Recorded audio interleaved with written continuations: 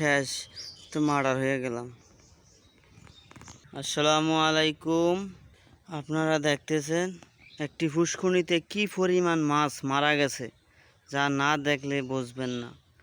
পানির সাথে অনেকগুলো মাছ মিশে গেছে প্রায়।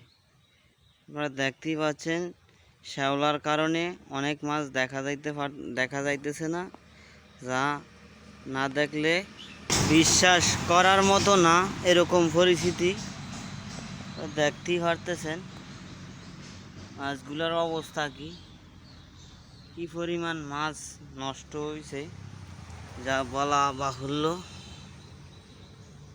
দেখতেই পাচ্ছেন কি পরিমাণ মাছ মরিয়া পচে গেছে, ফসে গেছে। দেখতেই পাচ্ছেন কি পরিমাণ মাছ হয়ে গেছে, মরিয়া নষ্ট হয়ে গেছে। প্রচুর পরিমাণ শ্যাওলার কারণে দেখা যাইতেছে না। দেখতেই পারতেছেন